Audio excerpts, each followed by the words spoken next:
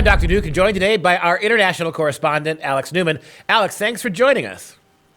Hey, thanks so much for having me. It's great to be with you. Well, we have a follow-up to a story we did about a week and a half ago about this just absolutely tone-deaf, completely over-the-top conference that Harvard Law School is going to have in June.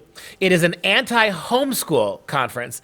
And some of the premises of these anti-homeschoolers, these law professors, these people who are going to join around the country to this conference, pretty staggering. And it's all blown up in their faces. Now that this has been made public, in large part, you and I had a big hand in that, I'm proud to say. Now that the country is aware of really what's going on at this conference, tell us how it's begun to really backfire. Yeah, it started off with just a small little advertisement that they were going to be hosting this summit. We picked it up at FreedomProject, and other groups gradually started picking it up. Then another article dropped. This was in Harvard Magazine, where it was basically just uncritical regurgitation of the garbage that one of the organizers of this conference is peddling. Her name is Elizabeth Bartholet. She's a law professor at Harvard University and the director of this Child Law Policy Center, whatever it is.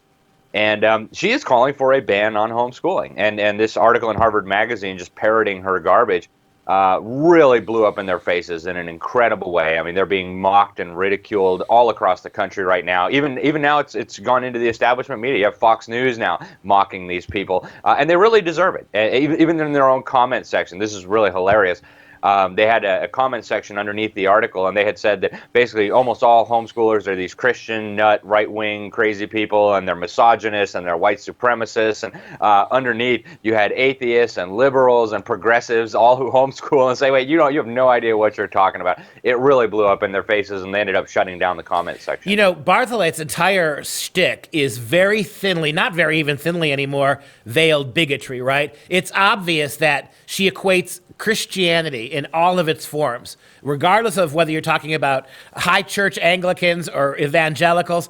She equates Christianity to tyranny. She considers it to be a nasty influence. She considers it to be a repository of sexism, bigotry, homophobia. She can envision no circumstance in which Christian parents, in particular, should be allowed to homeschool their kids. And what's so interesting about this, like you said, in the comment section, which they had to shut down, you were getting non-Christians, atheists, liberals, progressives, mocking her, not necessarily for her implications about Christianity, but that how can you, with a straight face, look at the performance of public school kids and homeschool kids overwhelmingly on standardized tests in terms of their literacy, in terms of their ability to do well in college. There was even a poll. We did this about 6 months ago. There was actually a poll out there that showed that homeschool kids actually had better attitudes of interracial conversations, did better tolerating people of other races than public school kids do, right? So you think about that particular,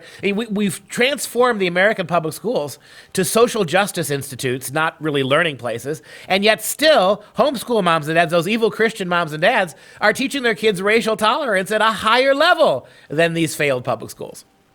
Yeah. Oh, there's so many levels of irony and idiocy in this, Duke. And you're right. She didn't address the fact that homeschool students do significantly better than victims of government schools on academics and on socialization. She didn't address the fact that homeschoolers, as you pointed out, are typically more tolerant than victims of government schools. And, she used one anecdote, I believe, about some survivalist family that homeschooled their daughter in Idaho, and I guess their daughter didn't appreciate being homeschooled. Okay. Wow. One didn't like it. How many stories of government-schooled kids can you think of? And the really incredible thing, Duke, is that she paints homeschool parents as authoritarian, right? That we're all authoritarian, that we exercise authoritarian control over our children, and she questioned whether that was okay. The irony here is off the charts, Duke. In fact, the first world leader to criminalize homeschooling, to do exactly what Bartholet is proposing be done here, was named Adolf Hitler. He was the leader of the National Socialist Party. And even though Bartholet wouldn't like to admit it, her worldview is actually in many ways very, very similar to Adolf Hitler's. Maybe not on the racial component, But in terms of the role of the state über alles, the state ought to direct the upbringing of children. The state ought to shape the minds of children. The state ought to, in her words, expose the children to quote unquote community values, like say, the Reich über alles. These people are nuts. And it's funny because they're accusing homeschool families, homeschool parents of the very same things that they are openly promoting, like authoritarianism. Yeah, that's what scares me, is how they're openly lying now. There's not even subtlety to these lies. They're telling a standard series of lies like you got in Germany in the 1930s, leading up to the takeover of the Nazis. It really is this idea that you're using, Orwell called it doublespeak, right? What is obviously true, you insist is false. This argument that she makes here about authoritarianism, we did a show, an episode on the Dr. Duke Show this week about a left-wing academic at a think tank who actually said the coronavirus was the perfect problem, the perfect crisis, where we should start considering getting rid of the nuclear family. That the nuclear family, she says, in this time of sheltering, everybody's at home with their family. And everybody knows, she said, that the nuclear family is the source of 90% of all the sexual abuse, sexual violence, all right? And so because of coronavirus, we got to get rid of the nuclear family. And she claimed also that the nuclear family, like you said, like Bartolet said, was a force for tyranny and authoritarianism. And it's interesting, isn't it? You have a huge federally funded government school system that basically dictates what every kid's going to be doing every day.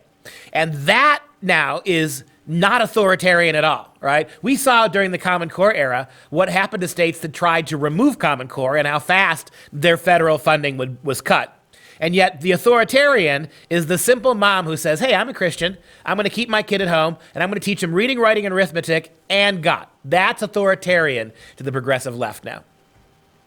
Yeah, and if you look at the image they used to illustrate this article in Harvard Magazine, you see a child imprisoned in a house made of books, and it's got, English, math, and then Bible. Right, so and then all the other kids are playing outside and enjoying themselves. So these are the victims of government school, having fun, playing outside, while the homeschool child is in prison. When reality is exactly backwards, right? It's the children in the government schools who are imprisoned for 8 hours a day, being force-fed totalitarian propaganda, paving the way for actual authoritarianism, for the dismantling of the nuclear family, which has been a strong goal of authoritarian regimes for at least a century now, which is something that was peddled by Karl Marx, whose crazy ideology, if you want to call this that, produced hundreds of millions of deaths in just the last 100 years. So, we are dealing with absolute craziness here. And I think the Babylon Bee did a perfect job satirizing all this. They had a headline that just came out. A new study revealed that homeschooled students are woefully unprepared for gender studies in college. and that's what these people think, right? If you have, I think what's really going on here, Duke, is you have this situation where homeschooled children, they only make up about 5% of the student population, maybe a little bit less, but they're like a virus in terms of infecting the body politic with truth, with reality, with common sense. It's like the little boy who pointed out that the emperor has no clothes. As long as you have this one little child who hasn't been indoctrinated, who's not scared to say the obvious truth, it risks the entire brainwashing operation that's taking place in the broader society, because that child will point out, hey, the emperor's naked, and everybody else will be like, oh yeah, he is naked, and we can say that. So that's what they're terrified of. That's why they want to ban homeschooling.